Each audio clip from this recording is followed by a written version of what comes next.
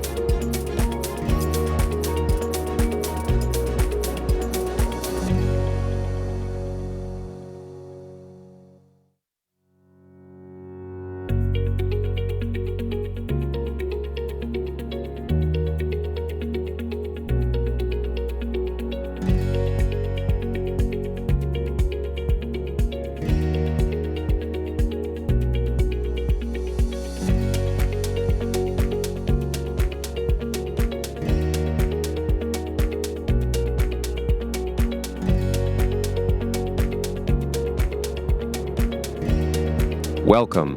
We'll begin momentarily.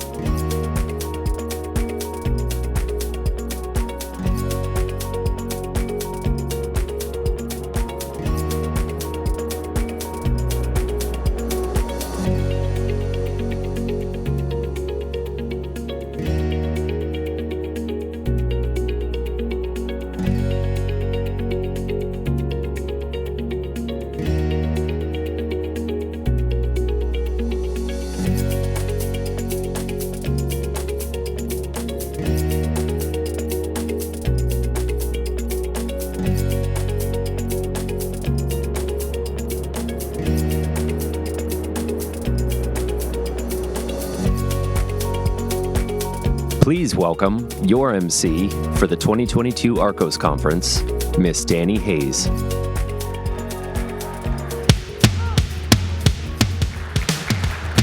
Oh my goodness, this is so much fun. Welcome everyone. Even those of you I haven't met yet, but trust that it's 8 o'clock Monday morning, Wednesday. I got a lot of time to meet you all. So if I haven't met you yet, please come up and say hello. Welcome and thank you for coming. Is it so wonderful to be able to see someone's face not on a flat screen? Oh my goodness.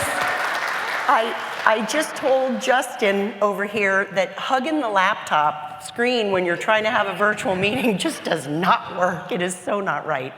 So it's great that you ventured out and you all came to be with us.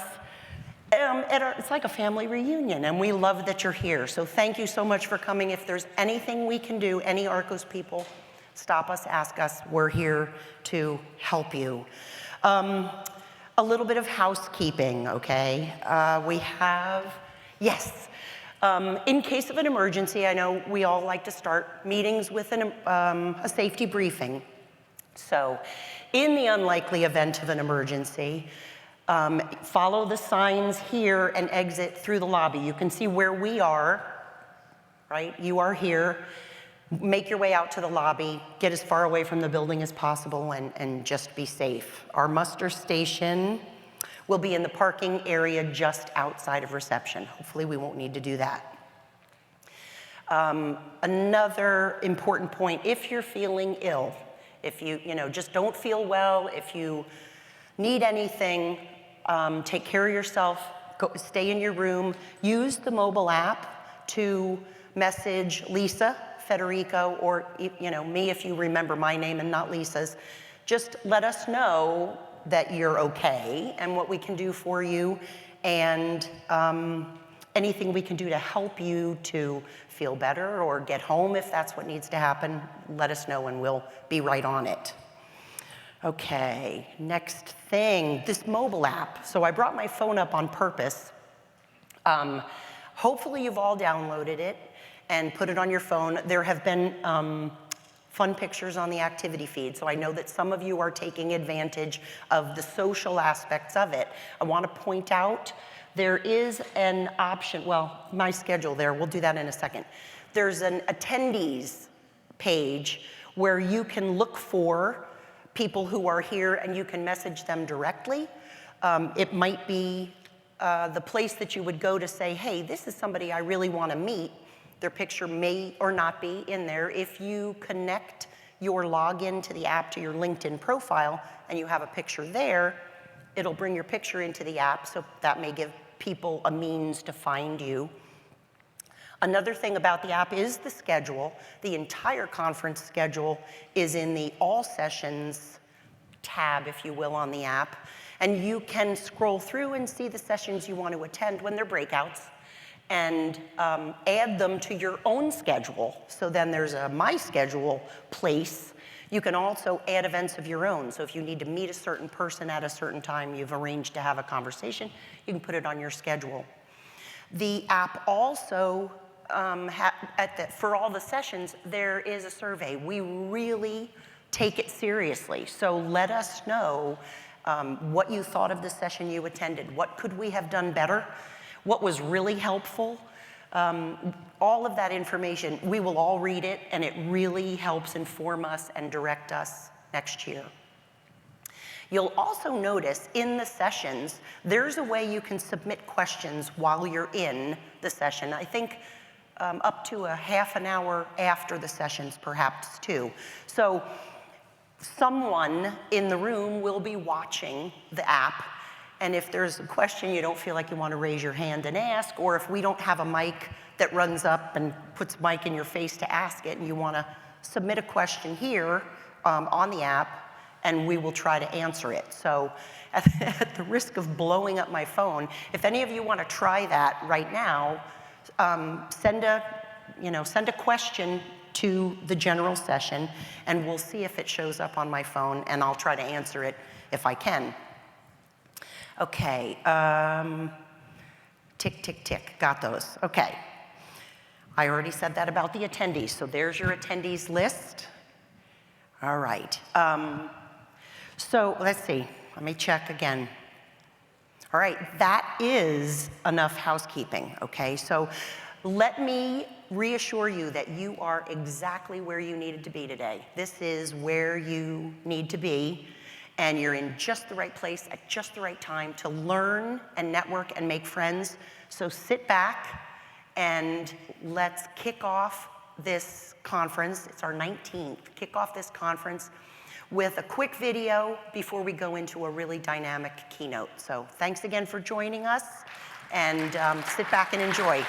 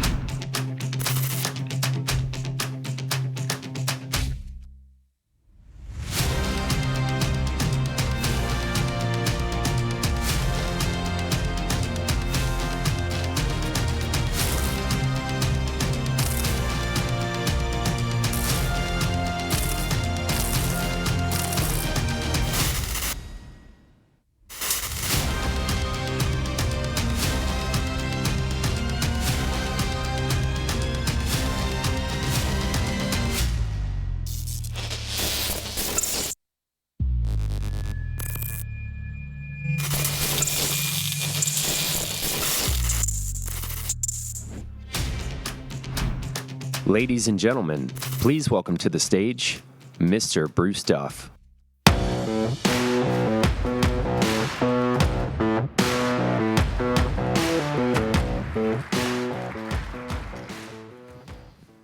Wow.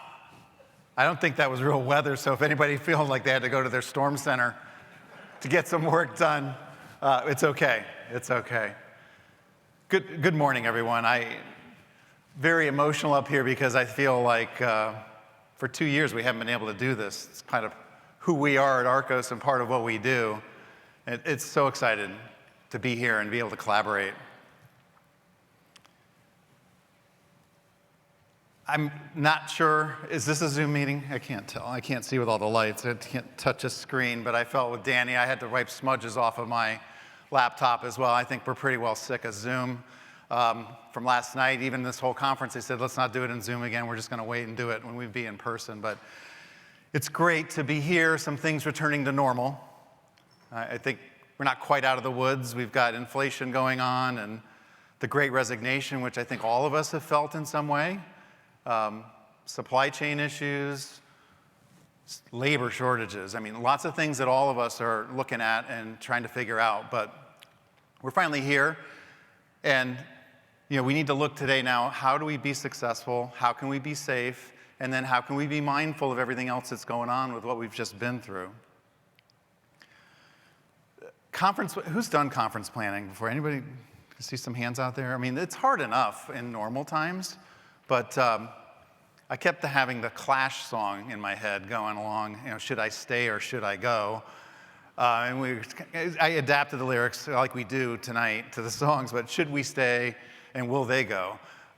Didn't know whether we were going to have this conference, and people putting together great presentations that we want to share here, because that's what we do, and then all of a sudden they can't travel for some sort of restriction, but it all came together. We're here, and we've got a grand plan for you this week with many, many best practices presentations.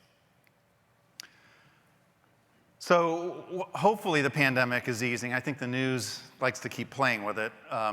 It's hard to know what's real, but it seems like things are coming back to normal. We know it caused significant change for your industry. I mean, you were always on the front line, right? You didn't have a choice. We at ARCOS, technology company, we could be at home and work. But on top of the pandemic, it was another year of billion-dollar weather or climate disasters, right? And it seems like, just when we get around the corner, then something else comes up. And if you look at the history here, while the number of events has been hovering around 20 a year, which is a lot, the cost in emergency response for these events has been skyrocketing. And for the first time in over, I believe, 95% of the nation right now here in the US is in a severe drought, right? Some say maybe even irreversible.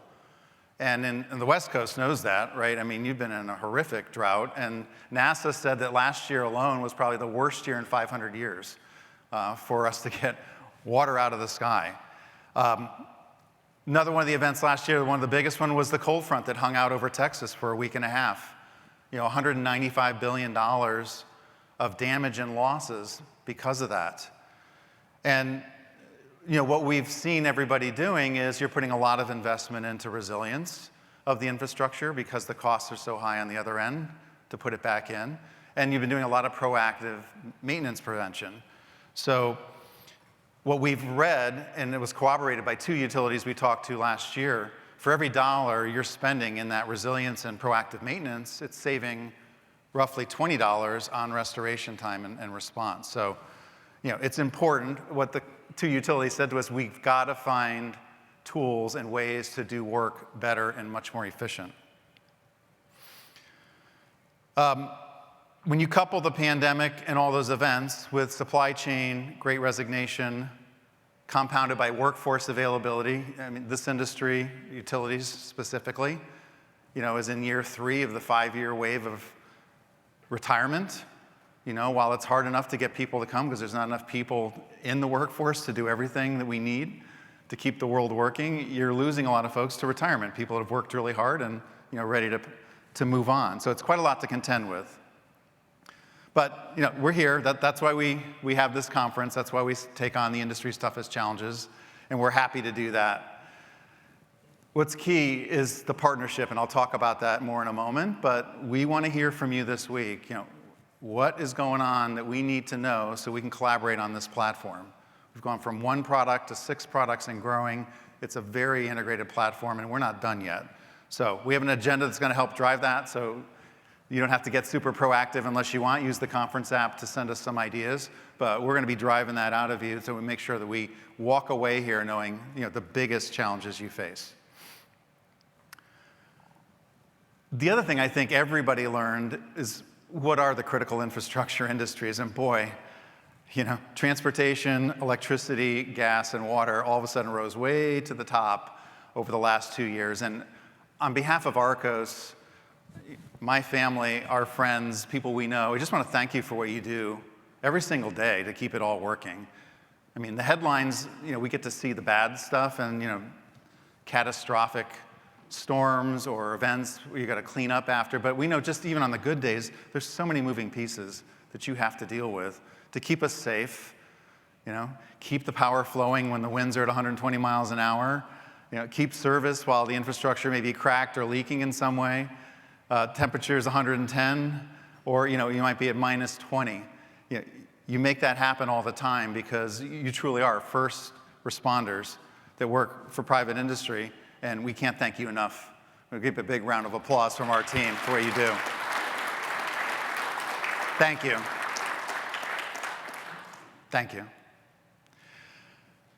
19 years, partnership, collaborating, that's a long time. That's half a career, you know, if you're thinking in the job world. I want to do a little bit of survey work, so this is going to be our first little stretch exercise. So if you're here for the first time, could you please stand up? We'd like to see all the first-timers. It's quite a few of you here. Look at that. That is awesome.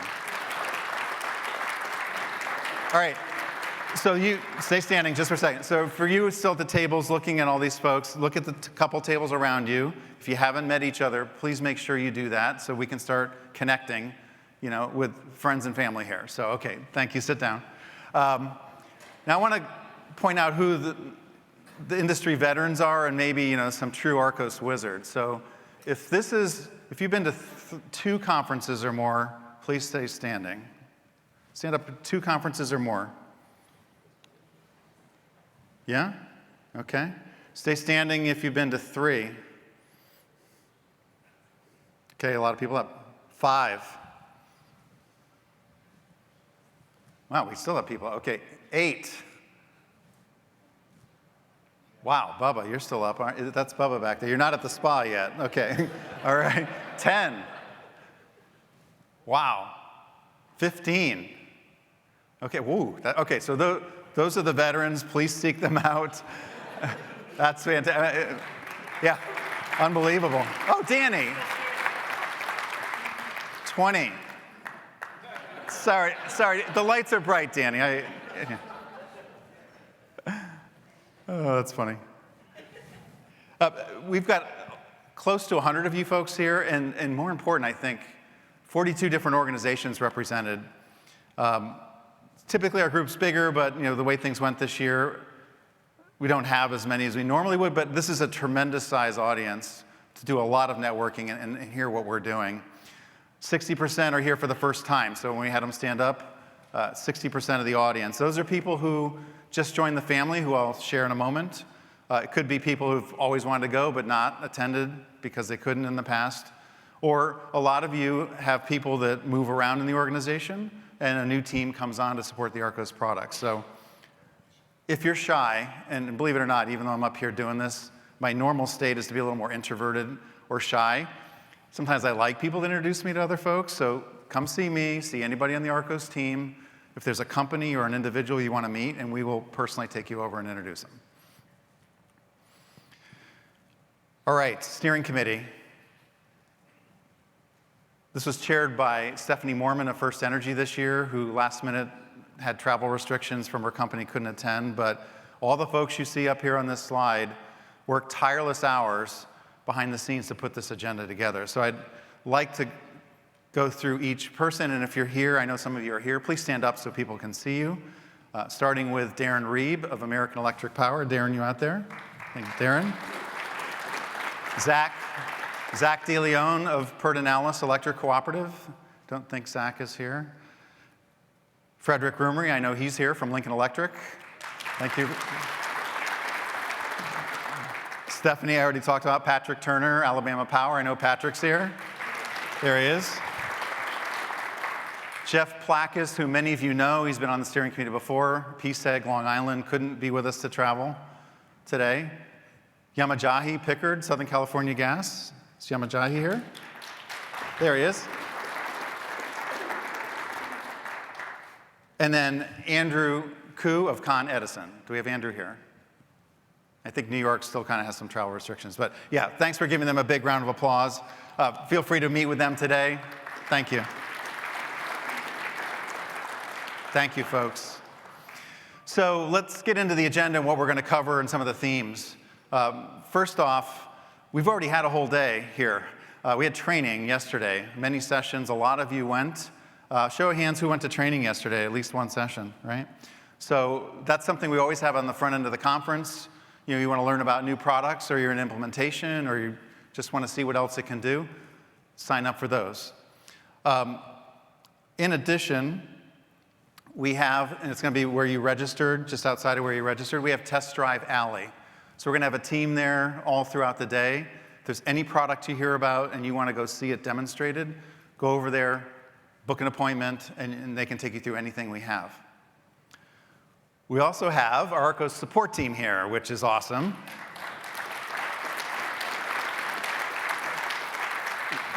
7 to 4 means when they're going to be at the booth. You know we're 24/7, but we have representatives here, and they're working. So if you have a question or you wanted to put a face that's not on a camera to an actual name, they are there, and they would love to meet all of you. Third opportunity here is the ARCOS Idea Bank. So Danny talked about that a little bit. It's an application to allow you to direct channel feedback to us for features, products, whatever you think would be helpful, something to make the user experience easier on the product. Perfect for the Idea Bank. We used to collect that. So Bubba, you would remember this, Patrick. Some of the folks have been around for a while. We used to have a Post-it note wall in here where we would hand out Post-it notes and we would write those ideas. So we've gotten up with the times here with a mobile app.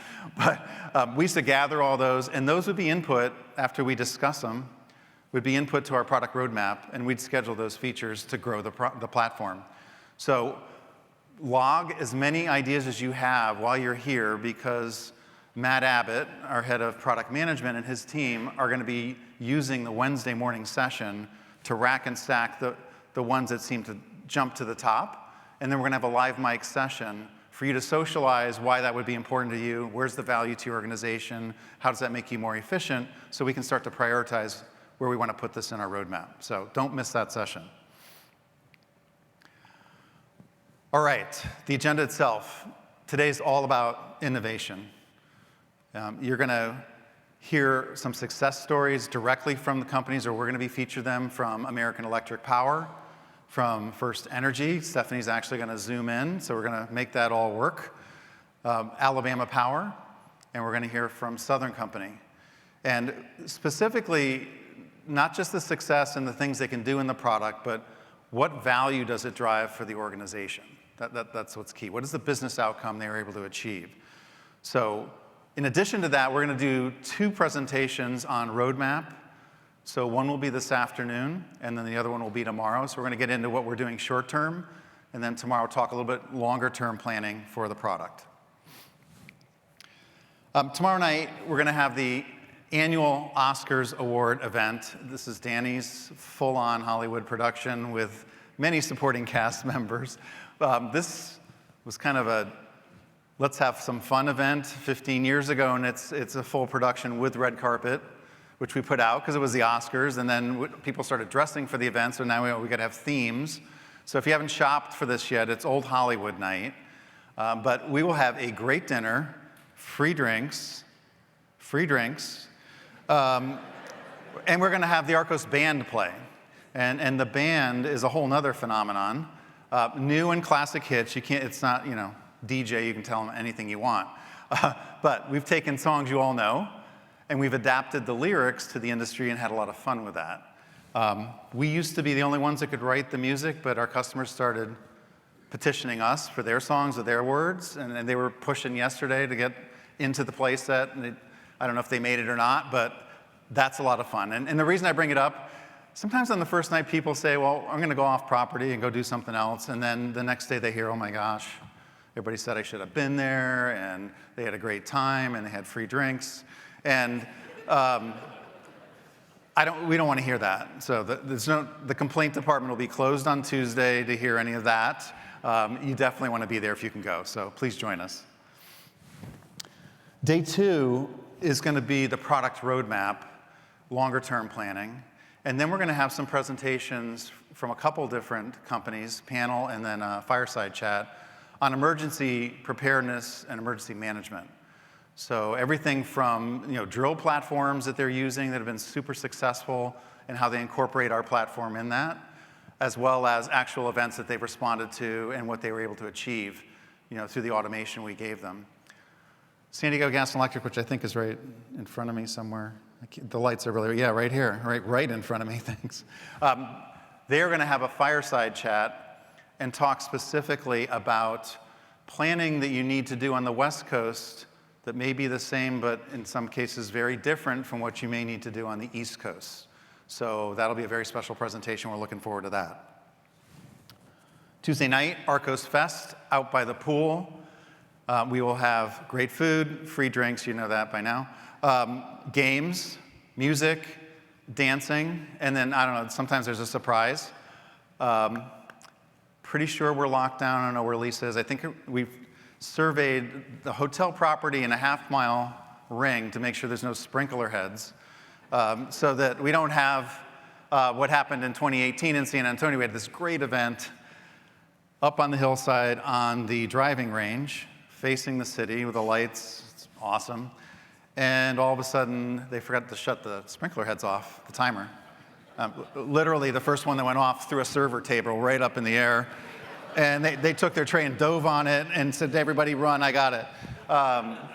So we're not going to have that this time, we hope. But there is a pool there, so there are opportunities to get wet if you don't watch where you're walking or, too many great drinks. So that'll be a lot of fun. Day 3 is all about ideation. So again, this will be the session where product management will lead. We're going to go through ideas, and we can also take some ideas in real time. Depending on how that discussion goes, the light bulb may go off for something else you think would be good for the product. So that's what we've got in store the next 3 days. So now what I'd like to do is transition into what we call State of the Union, just a little bit about ARCOS, where we are, how many people are in the family now, who's new, and some of the things we've been able to accomplish since we last saw each other. So you're going to see several slides here with all the customers. Many of them have multiple operating companies inside them, but on behalf of ARCOS, I'd just like to thank all of you. I mean, last year was a great year of collaboration and execution. A year like no other, because you would figure with 2020 it was bad enough, but I mean, there was a lot of challenges last year, and you guys worked together tremendously. So I'd like to introduce some of the new folks. Anyone in green is new to the family, and I know the Connexus team is here, and they joined on. I'd like them to stand up so we can welcome everyone from Connexus Energy. Where are you? There we are. Great to have you here. We have folks here as well from Jackson EMC. If we could have Jackson EMC team stand. Looks like they're in the back. One, yeah. Yep. Great. They're managing their digital transformation process with a really unique, very special strategic planning process that's helping them wrap their hands around that and move it quickly. So feel free to talk to them. We may be hearing from them as well as they share that out. And then Rappahannock Electric Cooperative. Do we have folks from Rappahannock? Did they make it? I think they did. Yes? Oh, over here. Great. Good. I knew you were here. So also looking at digital transformation and all the possible automation tools to attack that, as we're trying to get more things done in the field using mobility and other tools. I spoke earlier about all the change you've been dealing with. We've done a lot of change too. Oh, someone didn't pay the power bill. We have 142 employees, and I think that's dated already. It was a week old. I think we might be closer to 150 now. We're hiring like crazy to scale the business, and we're serving over 248 organizations. That's also growing. Uptime availability, if you're in the software as a service world, the application needs to be there when you need it. And we're really proud of 99.96. We want to get it to 99.99. Many software providers will put a number like that up, but they carve out of it. If they have to do any maintenance or unexpected things, it doesn't count against that reliability metric. In our case, that's with all the updates, which, as you know, are 26 a year. So this product is moving incredibly fast. Again, you're bringing us all these ideas. We want to get them into the platform so we can pay it forward for everybody else. So very impressive given the number of releases.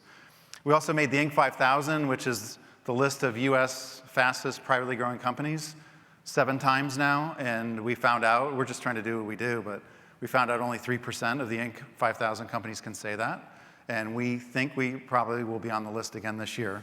So these numbers will continue to grow as we grow, but just want to give you a quick at-a-glance of where we are today.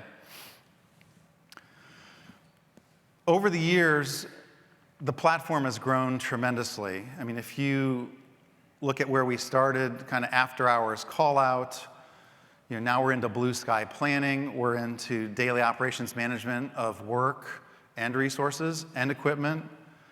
We do incident management, super sophisticated shift bidding and shift scheduling, all the way up to full-on emergency response, right? So platform has grown, it's integrated, and you're going to see the theme, and you're going to hear it all throughout the next 3 days. It's critical that you have resources and work in one place where you can act on it, because that's the only way things get done. So I want to take you through each product really quick, in case some of them are new. Call out, I think everyone knows. So let's bring that up. There we are. Oop, too fast. No, we're good. Call out, I think everybody knows call out. What I would add is that we have 2 new features that can be purchased. One is voice recognition.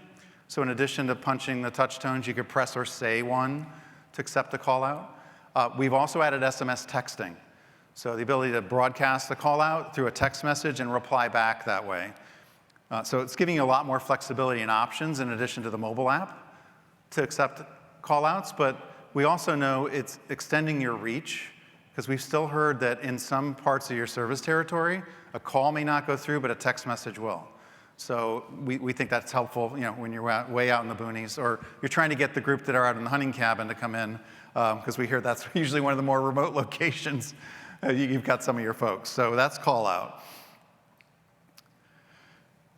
We acquired roster apps in 2018 because we knew we needed to add some super sophisticated shift bidding, shift trading, shift swapping, all rules-based, so that you could be way more flexible and free your time up to be able to focus on operations. And roster apps is used by almost every major airline for their ground crews. So at the airport, the people you see at the airport, the gate, luggage, people doing de-icing, vending, all of those folks, critical they're all in the right place at the right time, so the flight doesn't take a delay, and you can get on to your way. We've seen in utilities, grid ops, control rooms, customer service centers, having shift bidding, shift trading, shift swapping going on as a 24/7 operation. We need to add that to the platform, so we're integrating that.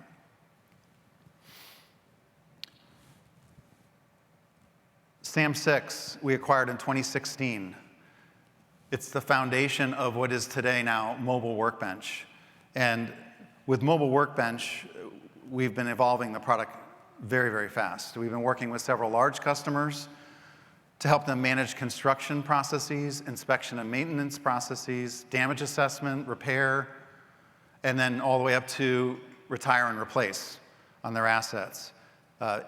The capability it offers, without taking anything else out that you use, because all the other systems can stay in place, is puts on a single pane of glass all the available resources you really have, along with the work that needs to be done, so you can react to that on the day of and get folks out the door. It also leverages work planning, work management systems, OMS systems. They can all do what they do, but they're typically focused on the work, not on the resource side. So being able to get the work from those systems to Workbench and be able to pair that up with the resources you have available. Product's moving very, very quickly, but it's allowing people to get more work done because I can get crews out the door, and they can be much more efficient because I can do everything on my mobile device and skip all the paperwork. Crew Manager was driven by this group heavily, and it's the replacement of that whiteboard, because whiteboards, as much you might say that's very antiquated, they're pretty flexible. You can change things real quick on a whiteboard. So how do we do that? Centrally storing all the data, and then be able to give anyone access to see what resources do I have? Where are they? How long have they been working? Who are they crewed with? What are they qualified to do? What are they working on? I mean, all of that, how much time do they have left? All of that information in Crew Manager, and we made significant extensions to our lodging and logistics capabilities.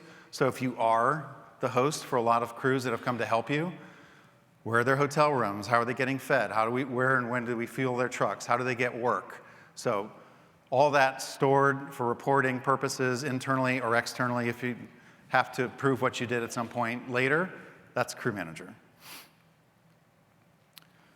Then we've talked a lot about the need for sharing and acquiring resources. We've heard some things that the industry is just incredibly stretched right now to have enough people to do all the work. And that's not just talking about the employees, but it's the employees and the contractor complement that is the workforce every day. So being able to get those resources very quickly is key. And with Resource Assist, we're amassing the industry's only database of the industry workers, starting with the contractors. We've got 18,000 FTEs in that database now, and that's up 30% from where we were at the beginning of last year.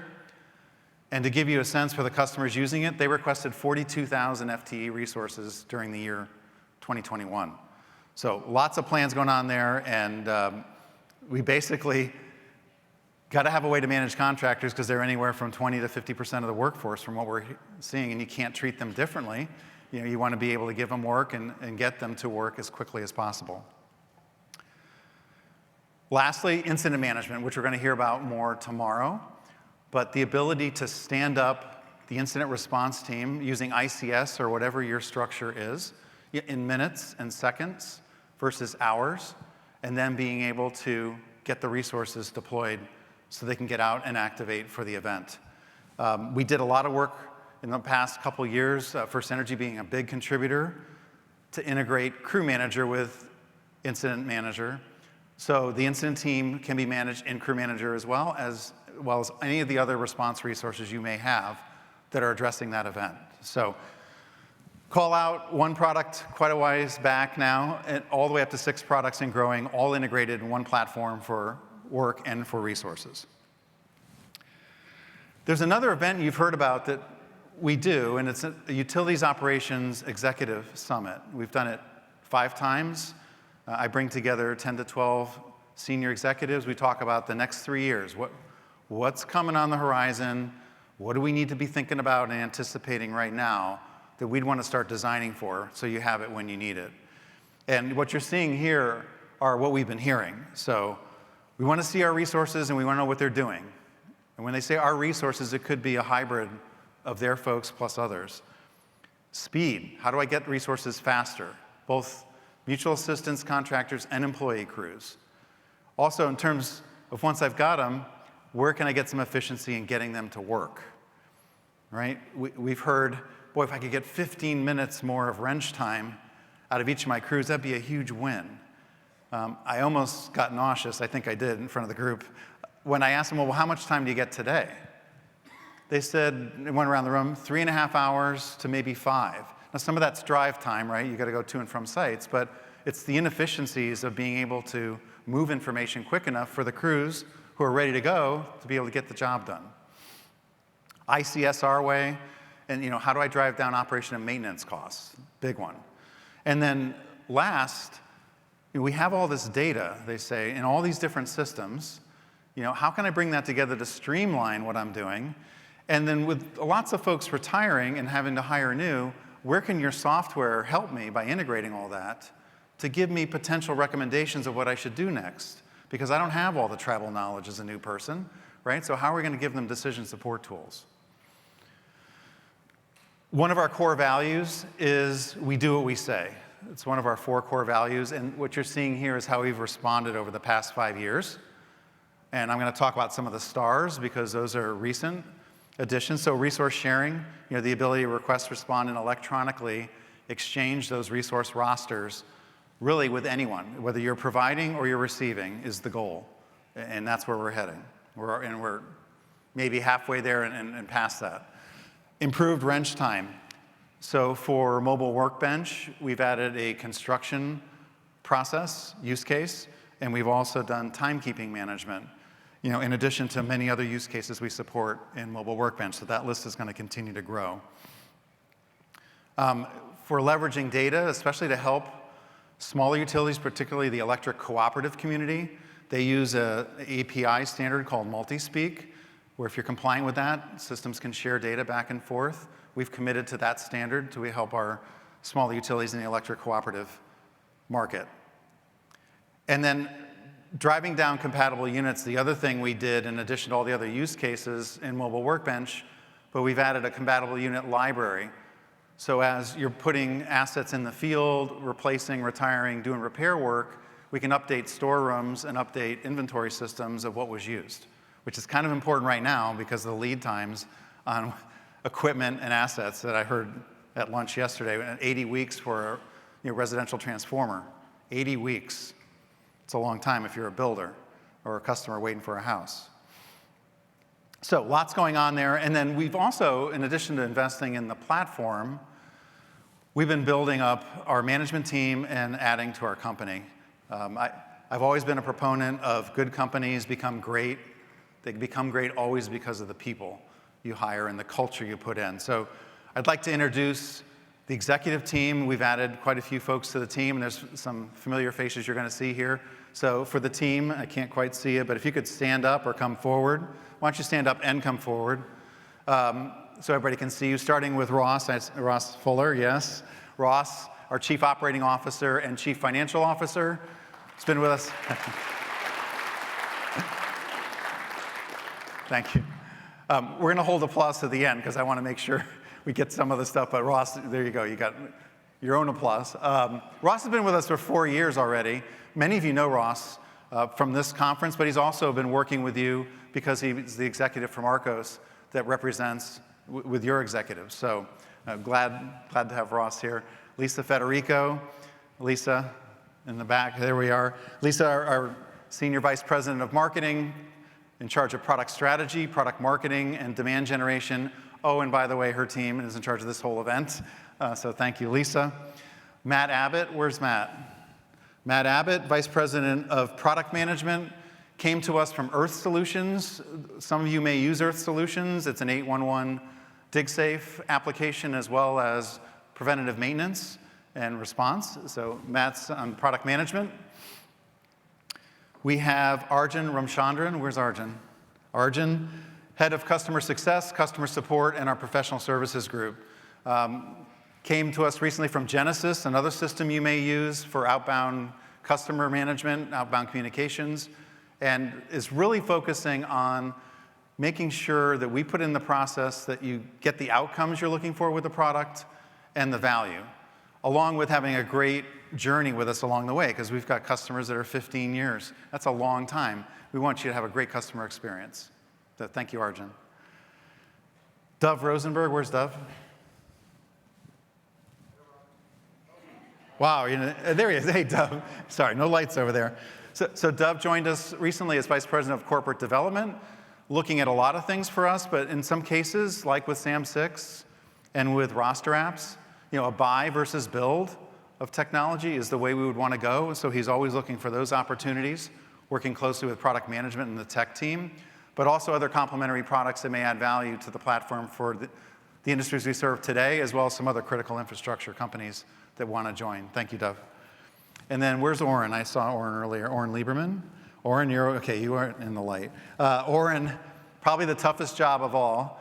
He's our Director of Strategic Programs, which means he has to manage everybody, including me, and keep us on task, because we like to chase shiny things, and he wants to make sure we're doing what we say, which is core value number one. Thank you, Oren. Great to have you on board. Did I leave anybody out? We're going to get, who?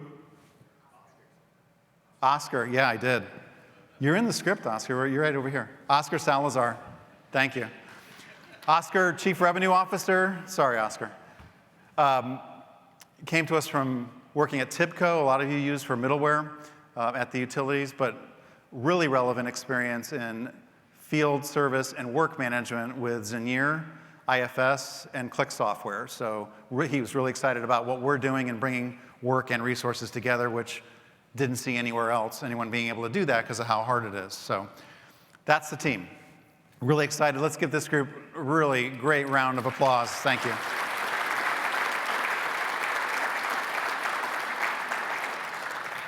So breathing deep here, it's so great to do this, especially when you feel like it's been taken away for 2 years. It's part of who you are.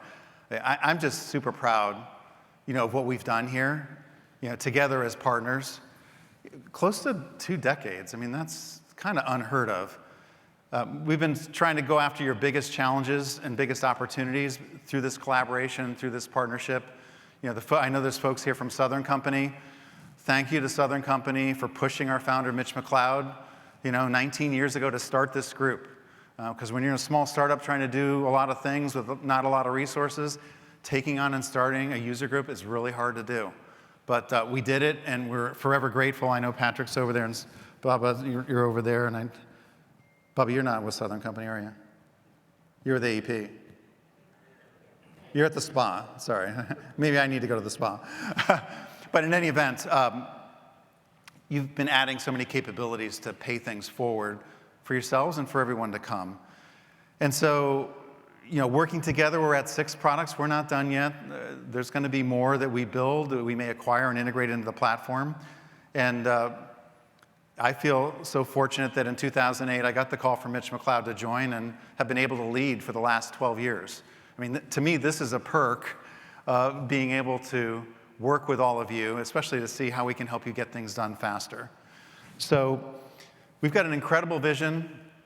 We're going to be sharing that with you today. We have the world's best private equity investor behind us, Invista Equity Partners. I mean, all they do is software, and they are incredibly successful. They know what they're doing when it comes to building great software companies, and that's why they asked us to join. And we have a great team. So with all that in place, it's a perfect time for me to take a step back and pass the baton. And I think many of you know that from the February announcement that we issued that I'm going to retire at the end of June, and I'm in the process right now of turning over my duties to Otis Boogie Wittenberg, who's going to be up here in a moment. I plan to make that super seamless, super successful transition, and one of the things we want to do is come out and meet with you. So we're trying to set up meetings so you can have him come out, see what you're doing, share who the rest of the team is, who's your executives that are driving it, so that he can get to know your business better and hear things firsthand. But in the process of finding someone, which is really weird. I mean, I don't know if any of you replaced yourself. It's kind of it's an interesting journey, but want to make sure passion for what we do, right? That they've got, mission critical culture orientation around them. I don't know if we learned that from you or not, but I mean, we take seriously what we do. And also is super authentic. I mean, the one thing in my time with all of you is you are so down to earth, so real, and say it like it is, and have great pride in what you do, and are willing to shoot it straight so that we get the best products, the best service we can for all of our mutual customers. And Boogie checked all those boxes and then some.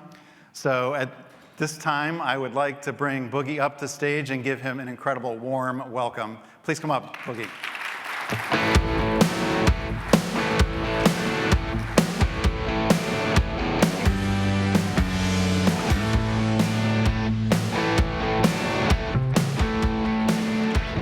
Good morning, everyone. Bruce, thank you very much for that flattering introduction. My mom would be super proud. She wouldn't actually believe it, but appreciate that.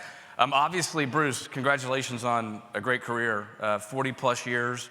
You built a great company with such highly engaged customers, which is hard to do, and such highly engaged employees. So certainly, it's not all on me, but the team, the ARCOS team, and I have a lot of work to do to live up to that. So looking forward to trying to get that accomplished. So as many of you guys already know, like Bruce just said, we're working on a seamless transition. So as we move from Bruce's phenomenal leadership over the last decade to my hopefully phenomenal leadership over the next decade, he's gonna be working closely with me. So hopefully you won't feel any difference in the way we operate as we continue to improve those things. So thank you, Bruce. So you're probably wondering, who's this new guy? I mean, pretty simple. I hope to get to know every single one of you on a personal basis, but here's a couple of facts about me in the meantime. I am a Texas Aggie. I'm still a little bit upset we got snubbed in the NCAA tournament. That's where I went to school. I grew up in a town called San Angelo, which is just above my first kid in that family portrait. Now I live near Austin, Texas, in a great town called Dripping Springs, out in the Texas Hill Country. So yeah, those are a couple of facts about me. I've spent 20 years, as Bruce referenced, in sort of the mission-critical software and infrastructure space. So I'm new to utilities, gas, water, and airlines. I'll just tell you, I have a lot to learn, so I'll probably ask you guys a lot of dumb questions. Please be patient. I did spend a couple years at a company you've probably heard of called TXU in Dallas, Texas, when they were first starting the Texas deregulated movement. So I have spent a little bit of time in utilities, but I think things have changed a lot over the last 18 years. So mission critical. Mission critical means different things across different industries, but there are some common threads that run through that. So for example, e-commerce at a company like Under Armour is absolutely mission critical. In 2012, I can only imagine what it would be today, but in 2012, Under Armour was selling over $1 million a day on their e-commerce site in Q4. So if you're a shareholder at Under Armour or you're the person running digital business at Under Armour, absolutely mission critical for you.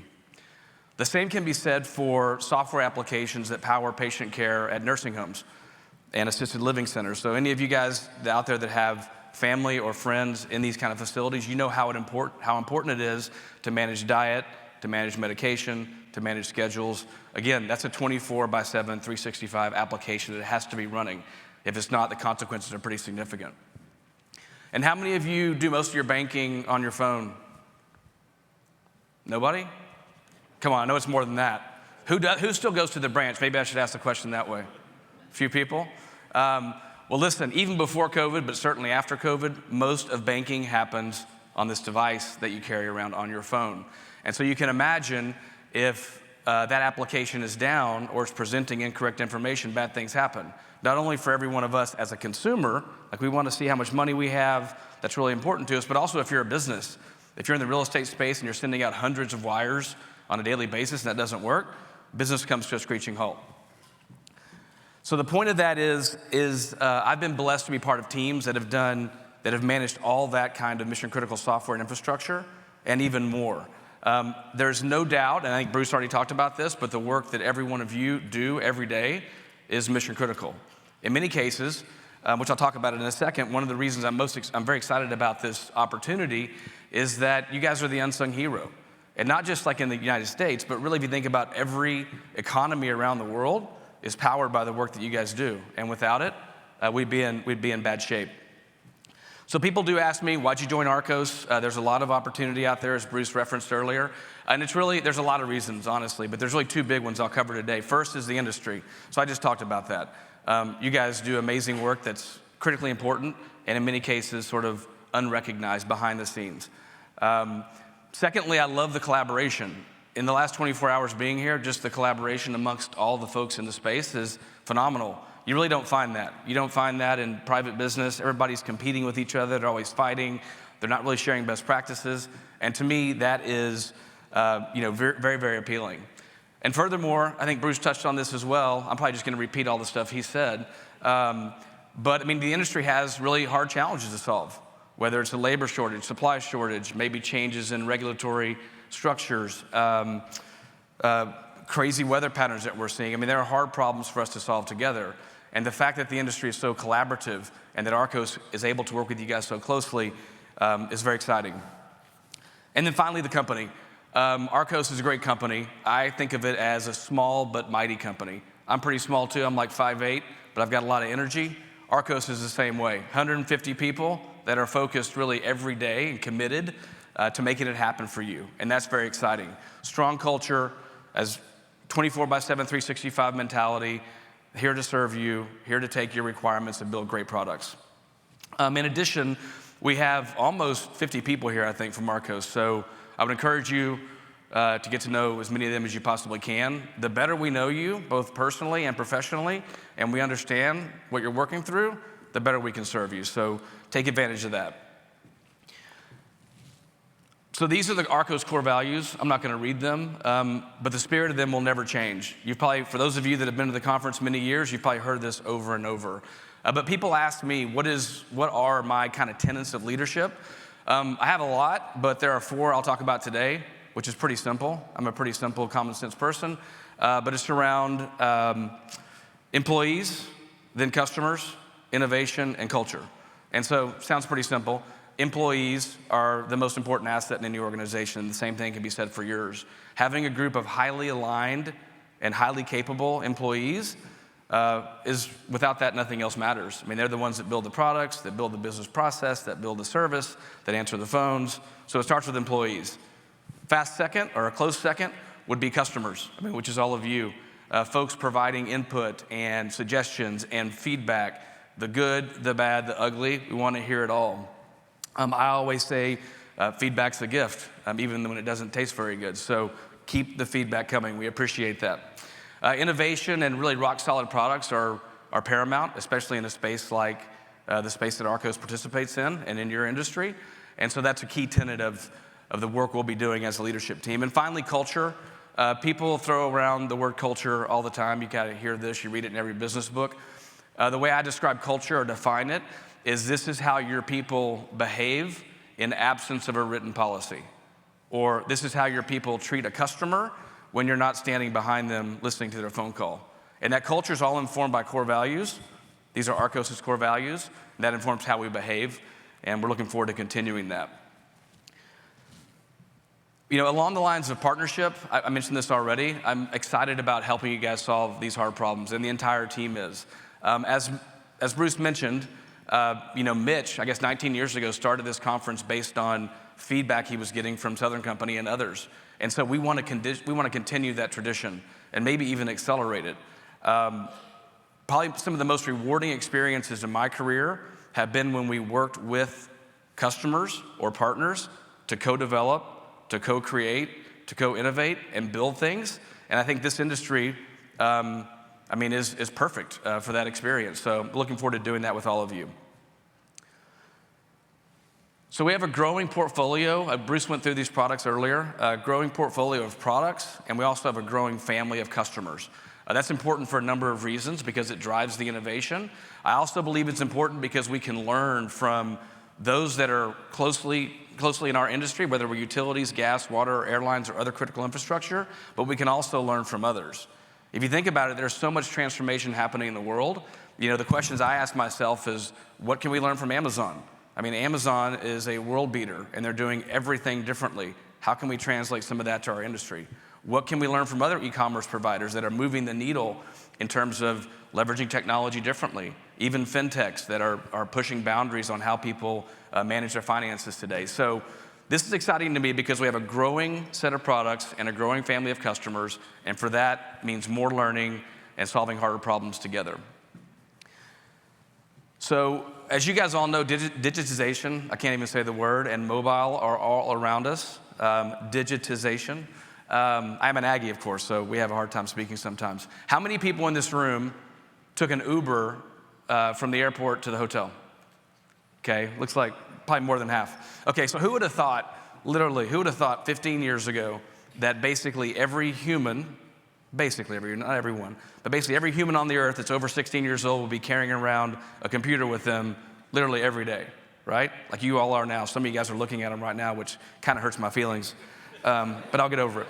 But who would have thought about that, right? But that's the case. You know, even in other countries that have less sort of communications infrastructure, mobile is the way it goes. And so who would have thought that? Also, who would have thought, for those of you that took an Uber, even maybe 8 or 10 years ago, that you would literally use that computer to summon a stranger to come pick you up and then deposit you at some other location. All the while you're literally watching the map and wondering when they're gonna get there and if you're in the right spot, which I wasn't when I picked up my Uber in San Diego at the airport. So, I mean, the point is, like, there's so much opportunity and there's so much transformation happening with the data set that's created in this environment. It's geolocation data, it's image data, it's data about your resources, data about your assets. And not only the data, but then how do you leverage that? How do you put forth machine learning and artificial intelligence to help discern patterns and get more predictive? Those are really kind of the things that I'm excited about solving for you. You're gonna hear about that when we talk about Mobile Workbench in a bit. And along those lines, you know, we hear a lot from our customers. Bruce talked about some of those themes. One of the 2 things we heard a lot in the most recent executive summit was that digital transformation now really touches every facet of your organization, every facet. And a key driver of that is this labor shortage. So I think, I might get the numbers a little bit wrong, but I think last year there were about 2.5 million call-outs for positions to fill that our software provided. And only about 62% of those got filled. So what that means, what I'm guessing it means, is that there was work that didn't get done, or it didn't get done as soon or as quickly as it needed to get done. So that is pointing to the labor shortage. One of the things I saw in the banking space, which I talked about a moment ago, was the fact that your employees, and as you think about hiring new employees, especially if they're millennials or they're younger, they want to use modern technology. What I saw in the banking space is you would have someone working in a bank all day on a back-end piece of software, maybe on a green screen, and then what does that person do at night when they go home? They shop on Amazon, they're on Facebook, they're on Instagram, they're on other modern apps, and that's what they expect. And so as we think about this labor shortage really across a lot of industries, you have to provide a tech stack, so to speak, that's interesting. People want to learn. I mean, your employees and our employees, you know, they really want to be on an inspiring mission. They want to be on a winning team on an inspiring mission, but they also want to learn and they want to leverage new technology. So something to keep in mind. And the point is that this digitization is not just about efficiency, but it's also about things like recruiting and retention. And then finally, you know, these shortages that we're talking about don't just apply to labor, you know, they apply to supplies. And again, Bruce referenced that as well. I've heard some of that in my conversations. So I don't have an answer here, but the questions, I ask a lot of questions, you'll get to know that about me. The questions I ask is, what can we learn from other industries? What can we learn from manufacturing or from automotive perhaps, where they are, you know, they built marketplaces to share, to buy, sell, trade assets, to keep inventories of assets, you know, on a regional or global basis. There's a lot to learn there. So I don't know the answer, but these are some things I look forward to exploring with you guys. Many of you guys are also pushing the boundaries of technology, and as Bruce, I feel like I'm saying that like 35 times. As Bruce also said, you're gonna hear from a lot of those today. So the first one you're gonna hear from is AEP. So that session's coming up right after mine, so you're a captive audience, you have to stay in here and watch that one. But they're really revolutionizing work management using Mobile Workbench. They're also using some other products, but what Darren's gonna talk about today is they're leveraging of our platform around Mobile Workbench and really changing the way work is done in the field. And again, it's about driving efficiency, but it's also about deploying modern technology. And it's also, I think the other key theme is around how they leverage the field as part of building the solution. So they didn't do it sort of in the ivory tower and push it down. They literally worked with the field. And so when they rolled that out across 11 states, I think in 90 days, it was much more effective. And he's gonna talk a lot about that. You're also going to hear from First Energy. Now, Stephanie Mormon, who's also the chair of our steering committee, I wish she was here to say thank you in person. She's going to zoom in tomorrow and talk about a couple things. The biggest theme she's going to talk about is how they are using ARCOS to help manage contractors. So as you guys all know, contractors are a really important part of the workforce for many of you, and maybe becoming even more important. So why manage work differently across your own employees and across contractors from multiple companies when you don't have to? Stephanie's going to talk about that. She's also going to briefly touch on Incident Manager and how they are innovating that product to be a key piece of the process in their ICS management. So you'll hear that from Stephanie tomorrow. And it's not just the largest IOUs that are innovating. I mean, Jackson EMC, kind of like ARCOS, small but mighty. They serve 141,000 users or members up in the Michigan area, I believe. Patrick, that's you in the back. I won't make you stand up again. But Patrick's going to talk a lot about their approach. Oh, you can stand up, thank you. Their approach and the framework that they're using to actually plan and then drive digital transformation. So, you know, if you're like me, you like to get right to the work, but there's really a lot of leverage in thinking and planning before you execute, and that's what Patrick's gonna talk about. And finally, we had the Connexus Energy Group over here. I would encourage you guys, y'all are all in one table, y'all need to meet some other people, branch out a little bit, don't be scared. These guys are a very progressive cooperative, and we're glad you guys are here. They're new to the ARCOS family, which Bruce mentioned earlier. He stole my thunder because I was supposed to welcome them to the family. We're gonna give a big round of applause and all that, but how about giving Connexus another round of applause? Welcome to the family.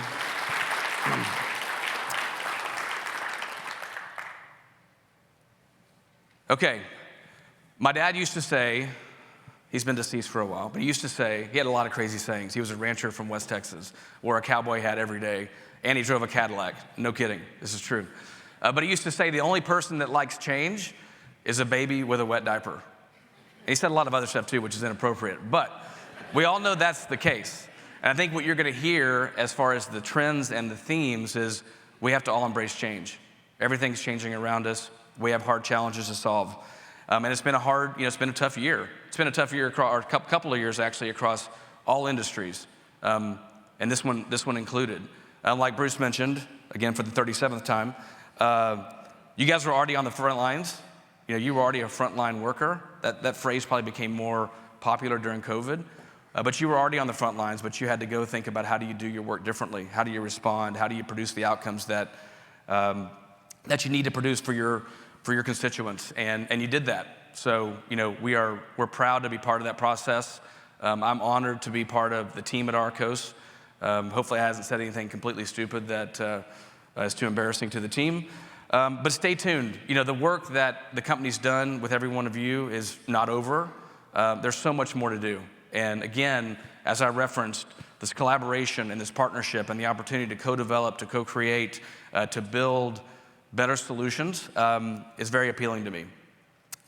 Finally, like I just did for you guys, I would encourage you to take advantage of all the networking opportunities this conference provides, the great sessions, the breakouts, and everything else. Please come to the event tonight. It'll be a lot of fun. We don't want to hear anybody complaining they missed out. So we're glad you're here, and I hope it's a great conference. At this time, I'd like to welcome Darren Reeb to the stage from AEP.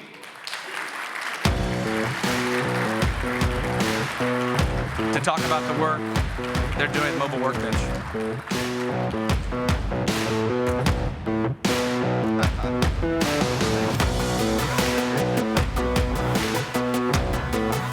Well, good morning. The guys in the back promised my mic wouldn't go hot for the last hour while I coughed, so good job, AV guys. Thank you very much. So Darren Reeb, American Electric Power, I appreciate you guys being here. This is a great opportunity to share a story. I'm not sure I know how to make this work, but we'll do it at some point. Maybe I'll hit a button and that'll bring something up. So this is a great story that I want to share with each and every one of you. It actually starts with a relationship I have with Southern Company. And we're going to talk about something that's going on at American Electric Power right now that is really challenging us to change the way we've done stuff in the field. So long and short of it, if you guys aren't familiar with American Electric Power, I'll give you this quick little session on who we are and how big we are. If you can imagine, we operate in 11 different states. As you can imagine, that's a whole lot of different regulators who have an idea of how you should run your business differently, which is a lot of fun. And we are not only in the distribution business, we use transmission, we also have our power generating plants all across 5.5 million customers. So in that also is 16,000 employees. But that's not near the real true size of our business.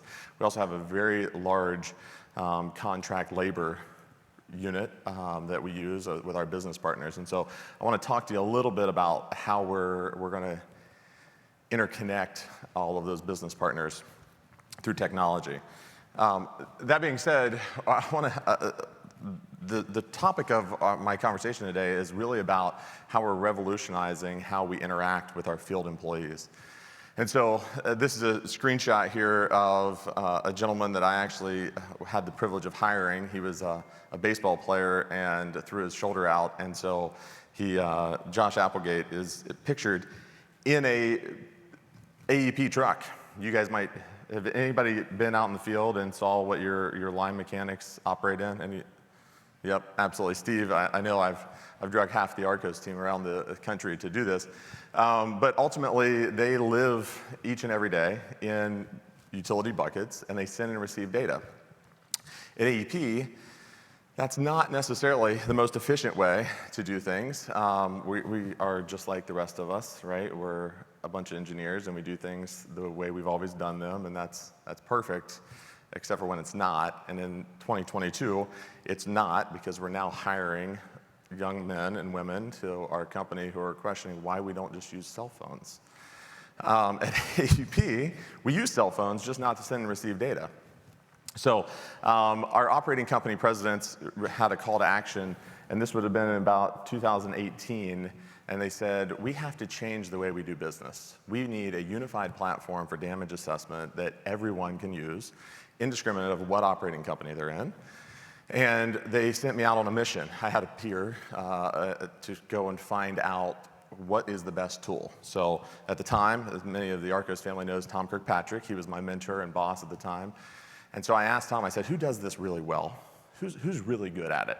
And obviously, those names you guys all know, some of you are here, Southern Company, Florida Power and Light, some others rose to the top, and we started to ask, who does this really well? What do you guys use? How do you do this?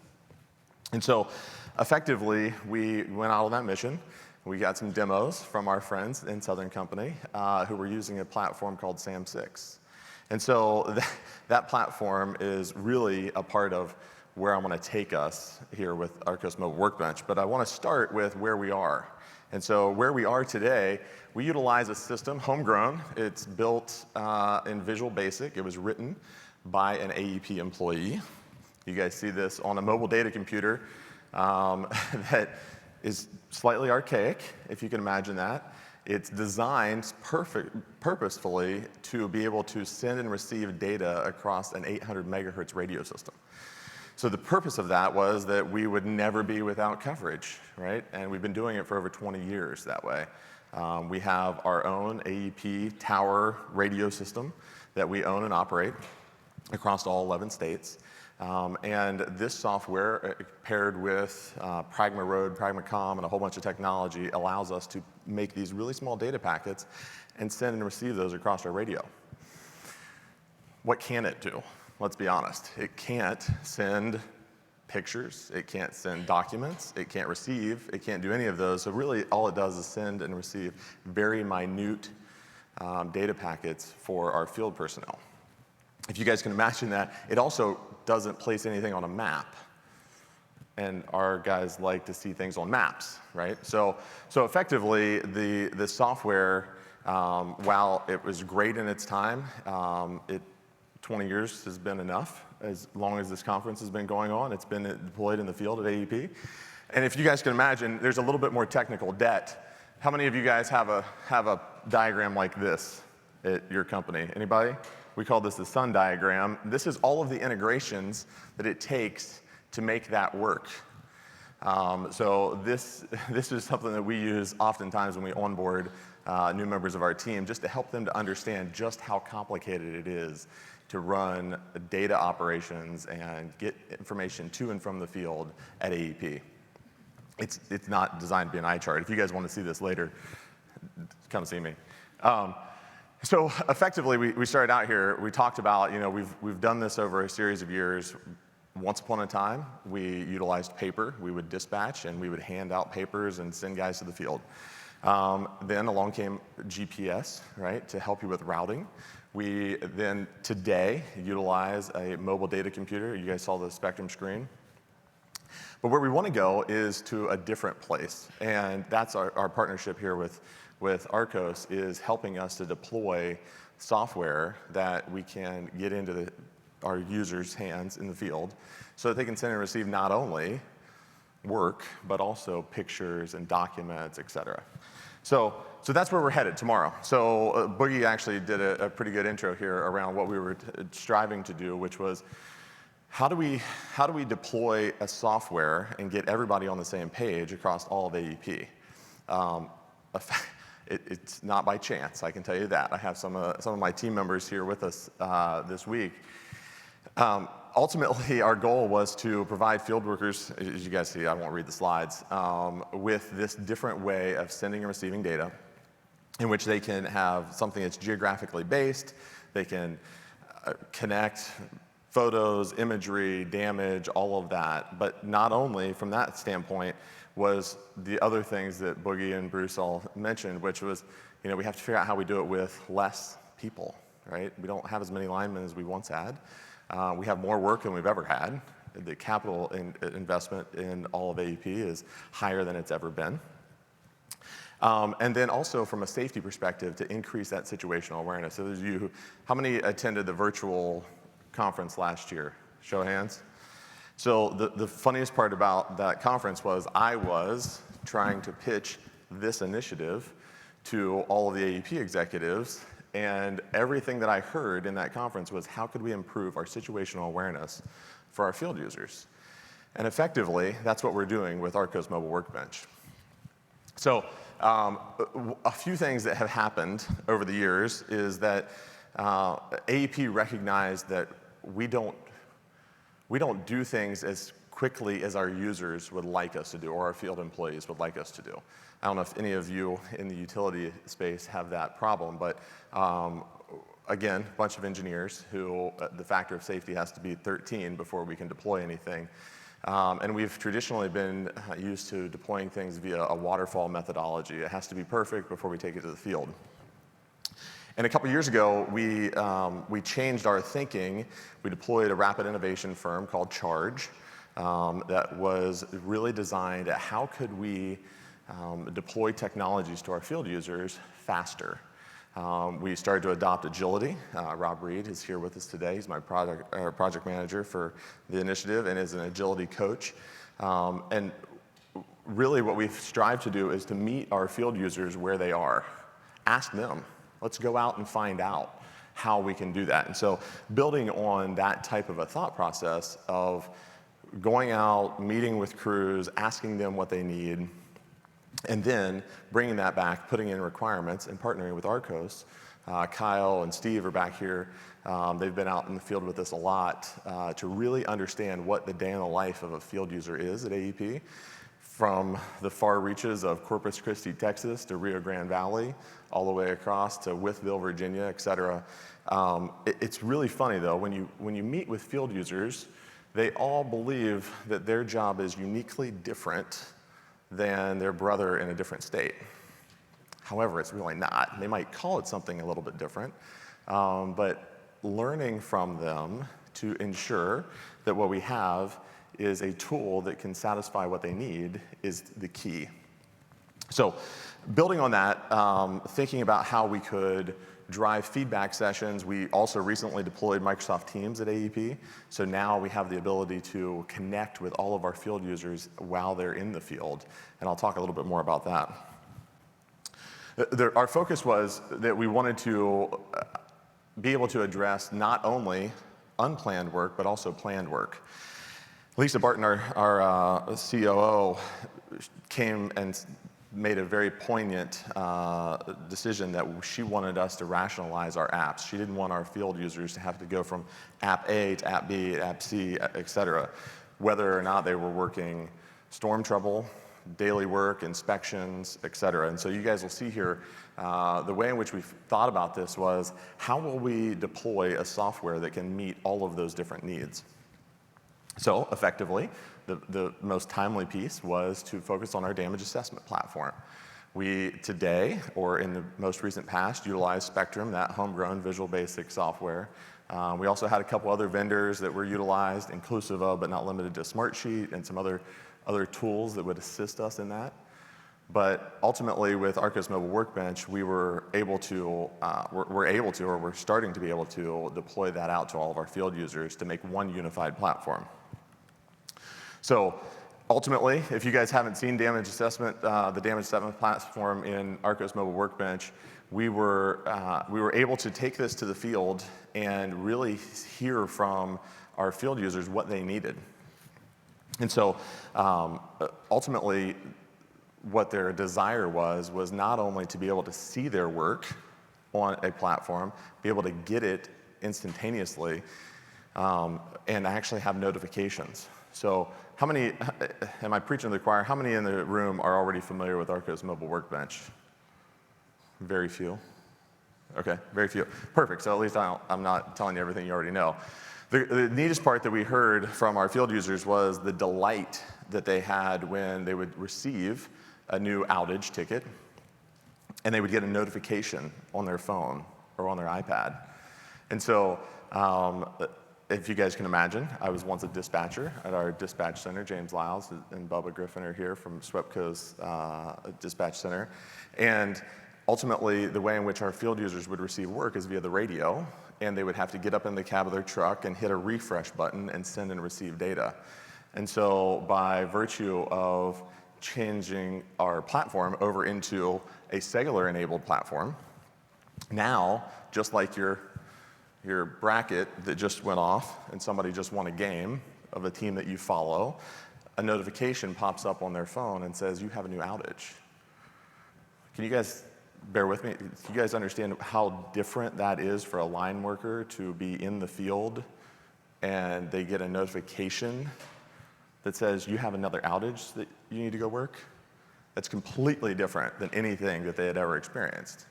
And so then, from that platform, it's one button, and they click on it, and now they can hit navigate, and it connects over into their Apple Maps or their Google Maps, whatever they choose. And now, to be compliant with our hands-free policies at AEP, they can have one-touch navigation, and they throw it up on the dash, and now they can take off, and they're en route. Gone are the days of figuring out how to best get there, or pulling out their paper maps, or typing it into their Garmin system. That's all gone. And so the feedback just from those two features for our field users made them all say, hey, when can I get in that program? I want to be an early adopter. I want this on my device. Can I switch over? And so we set out to have about 10 to 15 users in each of our different operating companies. So again, AEP Texas, SWEPCO, PSO, Appalachian Power Company, Ohio, Kentucky, and Indiana Michigan Power. And later, I'll show you a number of how many early adopters we have, because effectively, when you take a platform to field users that makes their lives easier and better and more efficient, it's hard to withhold that technology from them. I'm going to switch gears here a little bit. Rob Craigie and Zach Reed are here. They're actually in the process of deploying Crew Manager and Resource Assist out to all of our users also. We traditionally had utilized Resource on Demand. I had the luxury, I want to say it that way, the blessing to train Resource on Demand by Microsoft. Thankfully, our good friends at ARCOS helped us to sunset that platform because it's very difficult to train, if any of you have ever trained it. Lots of hidden menus. And so ultimately, our storm outage prediction team, or our storm emergency preparedness team, I'm sorry, elected to select Crew Manager and Resource Assist to be the platform that would replace that. And so if you guys have any questions about how that deployment is going, Rob and Zach are happy to speak to that. They're here this week. The last challenge that I want to talk about is the other one that we face, and it was around connectivity in and around vehicle experience, right? So you guys saw that truck that Josh was setting in, not super comfortable, and ultimately that's his office, right? His mobile office. So he gets in and out of that truck each and every day. Today, we have a mobile data computer like the image you see on the left that sets on a rigid mount stand, and it can send and receive via an 800 megahertz radio. Very small data packets. Where we're headed is we want to be able to deploy cellular data to send and receive images and files, et cetera. But that doesn't just, you can't just flip that switch and make that happen, right? So we have mobile data computers on leases for 3, 5, 7 years. Somebody will help me with the details on that. A long time, because they cost like $6,000 a piece. So we end up putting them on a life cycle or a lifespan. And so effectively what we're striving to go to is a way in which we can have an iPad or a cell phone that an individual can pick up and carry with them out of the truck. So now, if they're assessing damage in a rear lot or in somebody's front yard, et cetera, they can do that data entry where they are, where they're seeing it. In our current process, they would have to take paper notes or keep it in their mind and then walk back to the truck, climb back up, sit down, and start to keystroke that in. So as you can imagine, any professional typists in here? Any of you guys like to type? No? Well, neither do linemen. So when we took that platform out there, and there's this really cool feature, it's an image of a microphone, and it allows you to talk into your device while you're standing in a backyard. And Bubba can tell you, even from Louisiana, it can translate Louisianan into English. And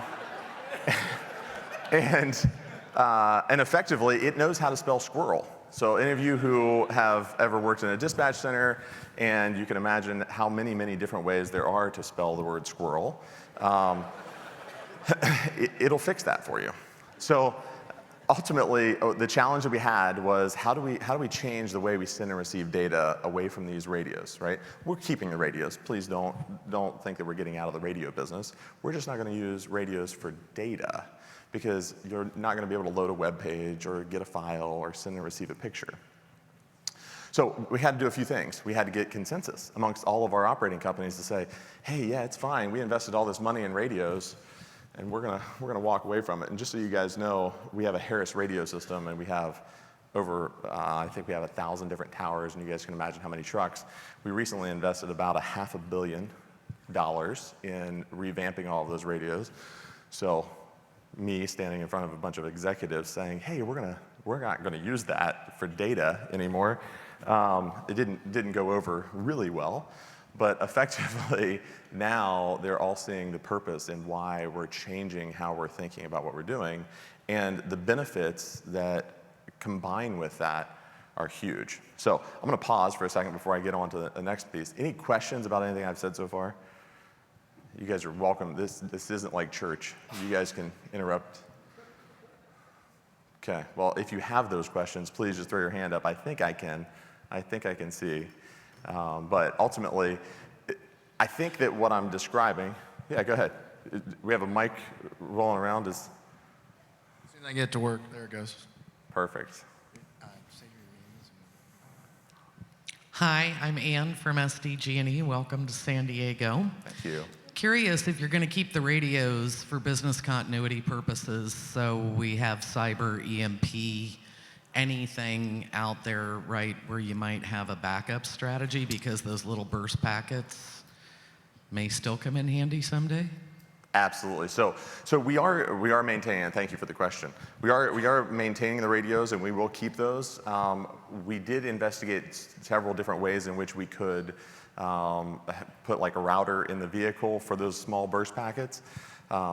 Effectively, the answer that we got back was we're going to use them for voice, but not necessarily for data capability. What we are doing, though, for business continuity is another piece, which is I think 84% of all of our substations have fiber optic that interconnects them.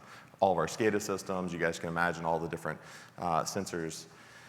So what we are doing is we're putting Wi-Fi antennas at every one of our substations so that you can utilize that as a rendezvous point.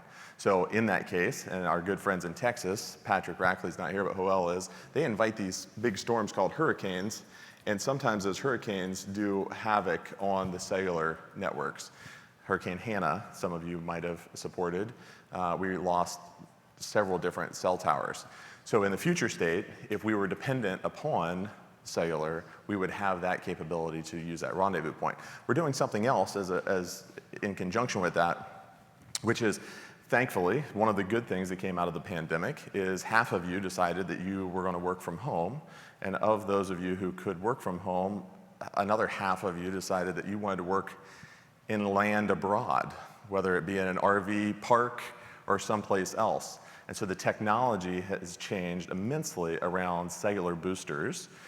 We actually partnered with a company who we are deploying cellular boosters in every one of our vehicles over a period of time to increase that. We were in, where were we, Wytheville, Virginia?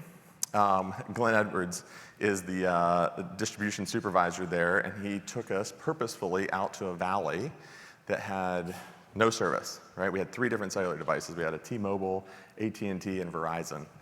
And ultimately, all 3 of the phones said no service. And then we turned on our cellular booster, and they all went to 4G LTE. So if you guys can imagine, the antenna in this really nice handheld computer that Boogie was referencing that we all carry around, that antenna is not near as strong as the antenna in a cellular booster. And so there's actually a lot of areas where you have cell signal, you just can't capture it and utilize it.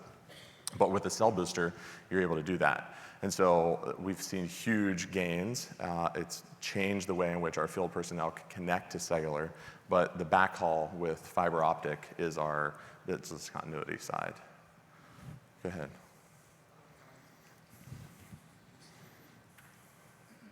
I'm Amy with CenterPoint Energy. Are you looking at purchasing cell phones or iPads for all of your linemen and head linemen, or is this going to be something that will be left at a center and they pick up as they drive the truck, or like assigned to a truck? Are you providing that all to each and every head lineman and lineman on your docks?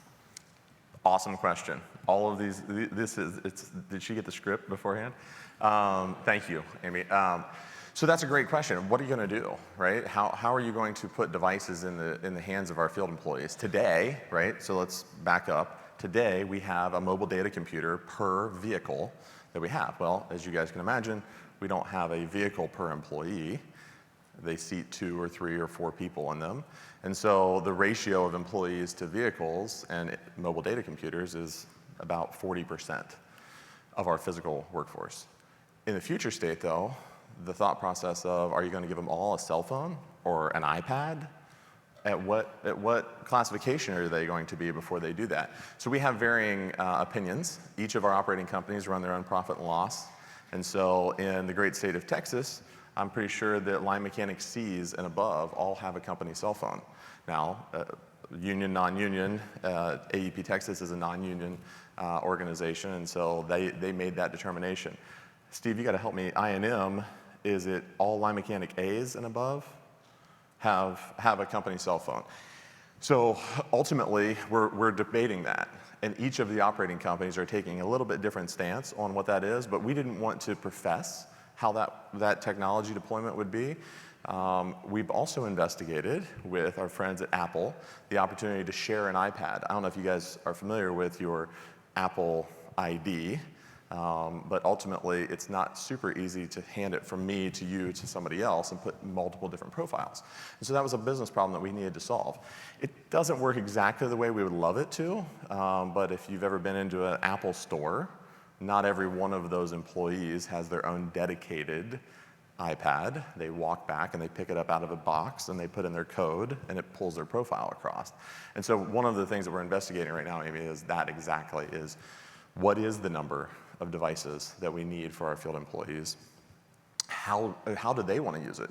And so what we did in our pilot, and you guys are going to hear a little bit more about this, but what we did was we had early adopters, and majority of them already had a company cell phone, but we took out an iPad with it just to see what that user experience has been. Ironically, majority of our field employees actually like the cell phone for the convenience of being able to put it in their pocket versus having a big iPad. Now, when we get into the next part of this, which is around construction and timekeeping, majority of them who discussed construction work stream, if I'm building a multiple pole line extension, et cetera, and I want to see all of that information, and I want to be able to redline my units, then we think that at the crew level, an iPad is probably more beneficial. So that brings me to this piece here, which is the planned side of our work. And so we needed to not only have some way in which we could handle unplanned, right? Outages, damage outside party. I don't know if that happens across all of the country, but in AEP territory, these really nice people like to run into our poles pretty frequently. So all of those things are unplanned.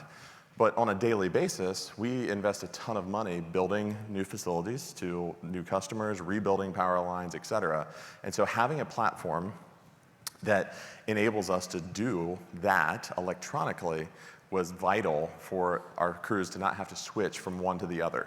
Today, they do it all in Spectrum and on paper. And you can imagine that paper takes forever to come back, and then for somebody to do what I call swivel chairing, where they read a piece of paper and then they keystroke that all into a system so that we can close out work orders. In a very future state, or a near state, we will have our construction work stream. Steve Blevins here from I&M is actually our product owner on our construction work stream, who's really designed is to get to a world in which our field personnel can send and receive all electronically.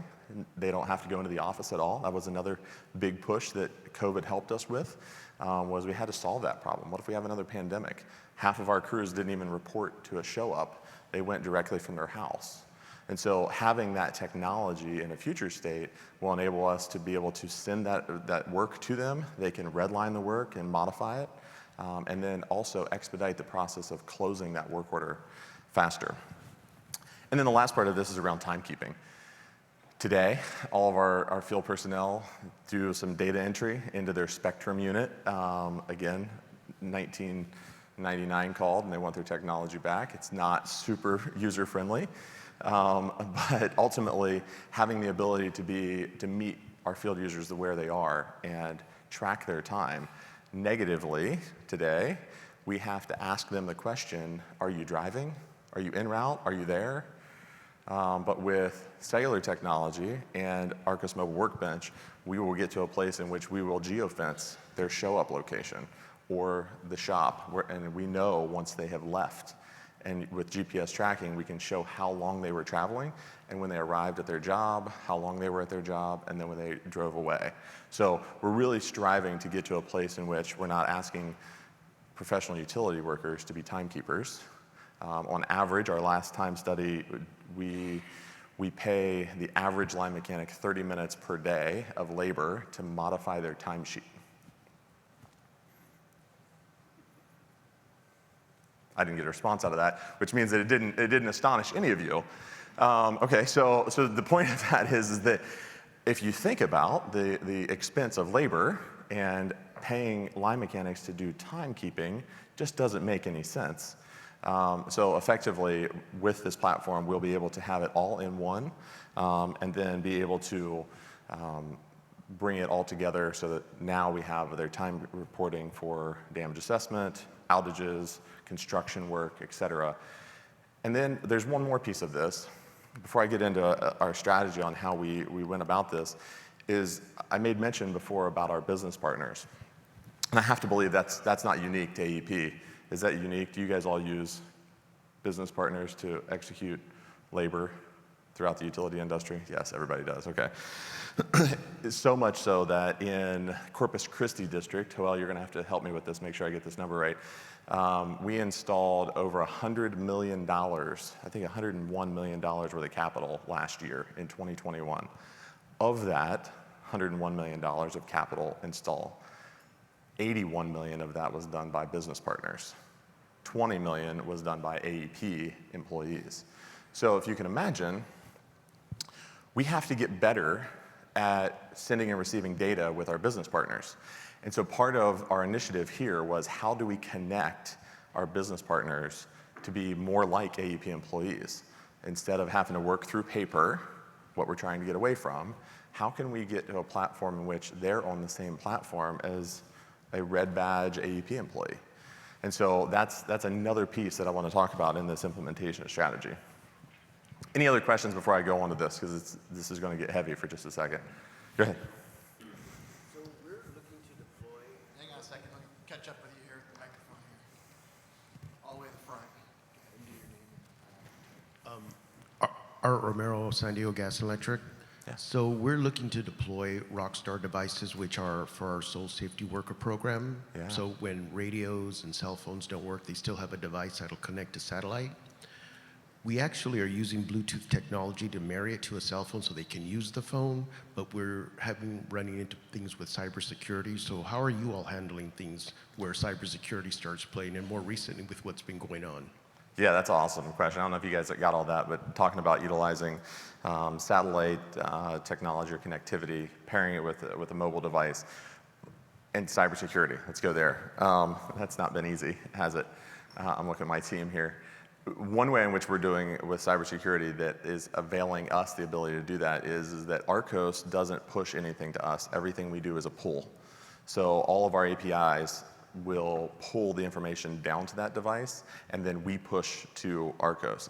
ARCOS has it out there, and we have an integration strategy that allows us to meet all of our cybersecurity recommendations. I will say this, though. That's a really cool question, and I know that there's people at this table that could answer it better than I can. But it's been a challenge, right? I mean, you think about connectivity, how are we going to send and receive data? How do we meet all of those, especially given the world we live in today? It's crazy. But part of that, and we did investigate, and part of our strategy includes cellular or satellite phones for those areas that we know in West Texas. Boogie, you are from West Texas. They like to spread everything out all over the world in West Texas. And so some of our circuits out there go 40, 50 miles. And so having the ability to get to that isn't via cellular is part of it. I'm going to have to circle back on that, though. Is that all right? Anything else? Any other pieces before we get into implementation strategy? Okay. So as I alluded to, this didn't all come by chance, right? And it wasn't just about a damage assessment platform. It was about how could we do this in a strategic way that wasn't being thrust upon our field users, but was answering the call to action that they had. Somebody made a comment about a bag or a cell phone, but he was talking about how many of you did your banking today on your phone.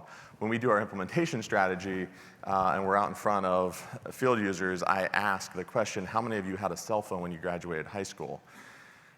And it's funny, majority of them did, because majority of our line resources today have since graduated high school and are younger than me.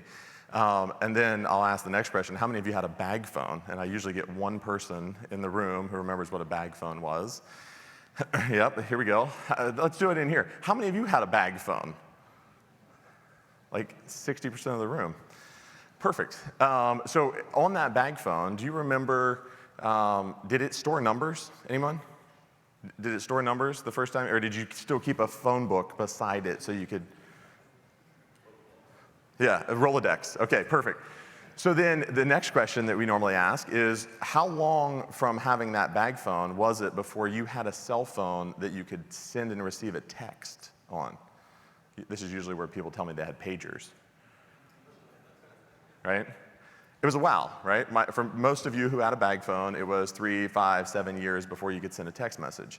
And then what Boye alluded to is today, my guess is majority of you checked your phone to either send an email or a bank account or communicate before you brushed your teeth, right? The odds are you now have this computer in your pocket. Well, the reason why I bring you that analogy is part of our implementation strategy was to do just that. We wanted to give our field users a bag phone, not literally, but give them a tool that made some incremental change better so that they could communicate. And what that was, effectively, was how we decided to roll out our early adopter program. So I don't know how to get that back up on the screen, but I want to speak to this, which is in early 2021, we started with assessment.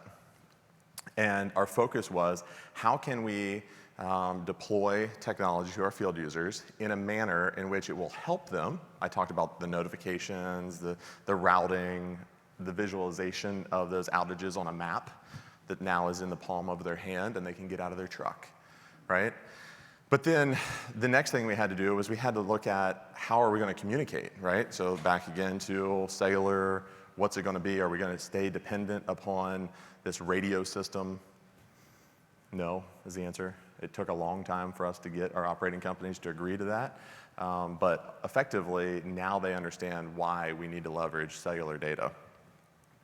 The next part of this is around damage outside party. I talked about the driving awards that people like to tell us how cool our poles are by hitting them. We get a lot of those in AEP.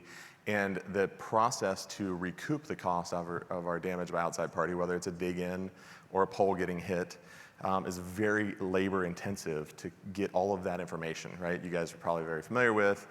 Insurance companies don't want to just pay a bill because we said so. They need a whole lot of data to prove that their driver was the one who cost $2,000, $3,000, $4,000, $5,000 to replace a utility pole. So that process in of itself is one piece in in our damage assessment platform that we had to figure out a way to get better. 11 years ago, AEP deployed call out. And Jim Nowak, I think I see him back here in the back of the room, he was at AEP at that time. So thank you, Jim. I appreciate that. And myself, Rob Craigie, a few others on the team here deployed call out. But when we deployed it, the call to action was really for our distribution side. Our transmission side didn't have enough call outs to warrant why would we deploy call out. And so through restructuring and different purposes, it's ironic, but this past year, Rob can tell you, this past year, the platform that they were utilizing to manage their call-out database was being sunset. And so they needed a new call-out platform.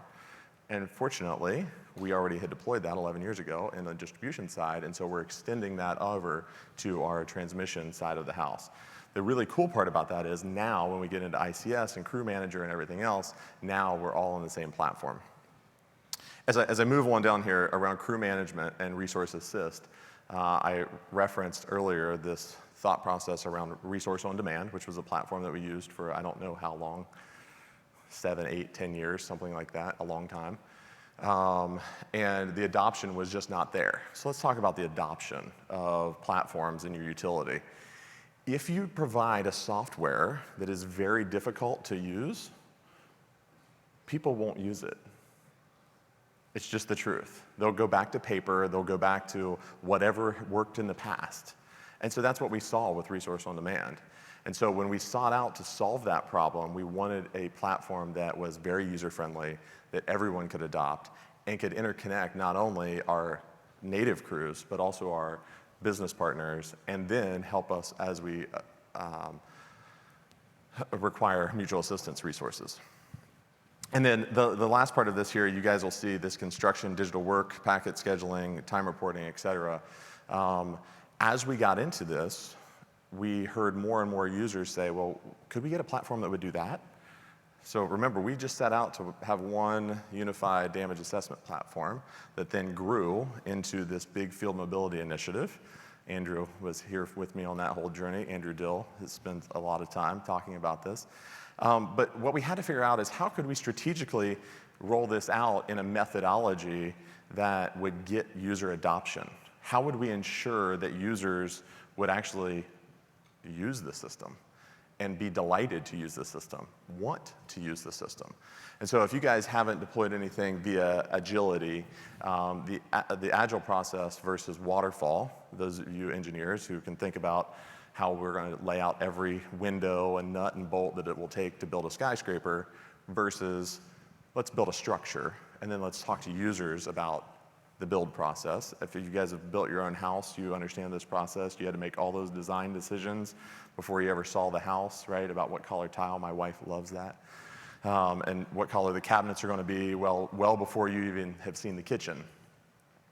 Through the agility process, we've done it completely differently. And so we've actually got to a minimally viable product, which means it receives outages and it puts it on a map. You can't update the ticket, you can't tell anybody else except they're in our platform.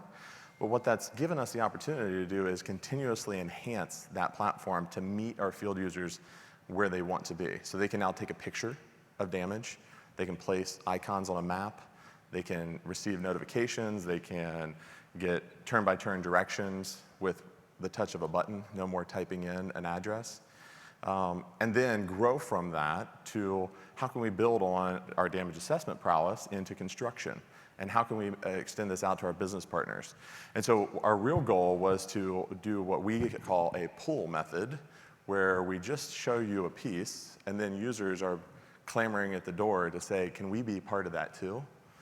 And so we went around, we started in AEP, Texas. Joel Coolier's here someplace, I'm not sure where he's at. We started in AEP, Texas, in Corpus Christi, and then we went to Rio Grande Valley. Just a week-long engagement. And we took the platform and we loaded it on people's phones. And we took linemen in the field, hopped up in the cab of their truck, and went and worked a trouble ticket. And the feedback, Scott's here, Scott Schwartz has been out with us, the feedback of delight that we received from our field users of this is the first time that IT, that's like a bad word in the utility place, IT has ever came out to see how we do what we do and has ever asked me questions about how I would like to see it. And so that has grown like wildfire across our industry, our utilities, so much so that we set out for 150 users. Effectively, we now have, over 450 early adopters, and we're not in prime time yet. We started this in November, right after, I guess, right before Thanksgiving. We spent 3 weeks in the field in November, and ultimately, then we took the holiday break, and then we spent 3 weeks in January, which was really awesome in South Bend, Indiana. Nice and chilly in January. But effectively, the delight from our users has been, you're now solving my problems through technology and giving me the ability to give you feedback on how I want it to be. And so that's what's really been great for myself in my partnership, or AEP's partnership with ARCOS, is that ability to turn those requirements around and take user feedback. I think I see Jeff Masters out there. To take that user feedback and to help a platform that hopefully, at some point or another, you guys will all see is very likely going to be an industry standard. And so the really great part about this is those users who have the ability to see it their way, right? Many of them said, I think one quote was, it's about damn time, right? Like, how long did you want me to be out here in the field trying to be as efficient and safe as I can be? And you're willing to spend $6,000 on a battery press or a drill, yet you won't put the technology in my hand to send and receive data so I can be more efficient. And so it's really been a big blessing. I've enjoyed it. I know the team has enjoyed it, and we're getting a lot of very positive feedback. Okay, any questions on that implementation strategy? I went really, really fast through that, but any pieces, parts? I love these quotes. They make it all worth it, in my opinion. And that's really the crux of what it is that I do at American Electric Power. I know you guys saw my title. It's the Business Technology Optimization Manager, which effectively means I try to solve business problems through technology for our field employees. And this last slide you'll see is we ask 100 users, and now you can see over 450 different devices have elected to be in an early adopter program to help us and give us feedback on how the system's configured and is being used today in the field. Okay. Any questions, comments, feedback? I'm happy to stick around. I think I might be the only thing standing between you guys and a bathroom break. And an hour and 50 minutes is a long time. But I wanted to, before I step off stage, I want to thank many of the partners that I have at ARCOS. Andrew, Steve, Kyle, Scott, Teresa, I'm not sure if Teresa's here. This has been a really, really cool journey for us. It started, Bruce, when was it? 2018. Bruce and Lisa and Andrew came to AEP, and we started talking about a way in which we could partner to build something really great. And effectively, Field Mobility was born. And so if you guys have questions, majority of our implementation team is here. Look them up. Zach, Rob, Steve, I'm going to miss somebody. But we have members of this entire team that has been rolling this out across AEP over the past year, so I'm sure they'll be happy to answer any questions. Am I supposed to hand this to you, Lisa? No? Am I supposed to release everybody to break? I'm literally. Okay, very good, Danny. Whew. You're off the hook. Thank you. Thank you. Oh my gosh. Thank you, Darren.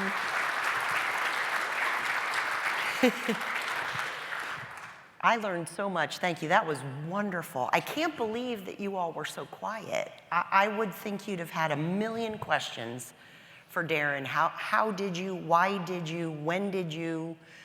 If you have more questions for Darren, remember that the conference mobile app, go to this session, you can submit questions there, and it stays open for questions for half an hour or an hour even, I can't remember which it is, after this session, and that way Darren will know what the questions are, and you can find him later to get an answer, or we can find a way to get answers for you.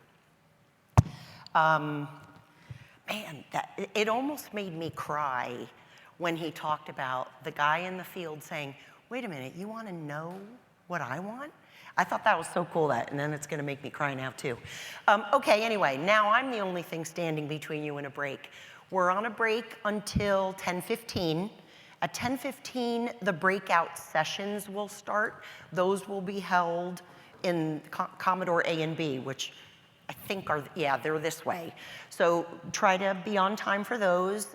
Check the conference app so you know where you want to be and what room to show up in. In those sessions, please make sure that you, and this one too, make sure you complete the surveys that you can access in the mobile conference app so that we know how we did, what was meaningful, what wasn't. Lunch will be on the Bay Terrace at noon. Okay, so there will be 2 different breakout sessions following this. Lunch at noon, but then at 1, we're back in here for a general session. So keep that in mind so that you don't get lost. And I guess that's it. Let me release you till 10:15. Your breakout sessions will start. Thank you. And thanks again, Darren.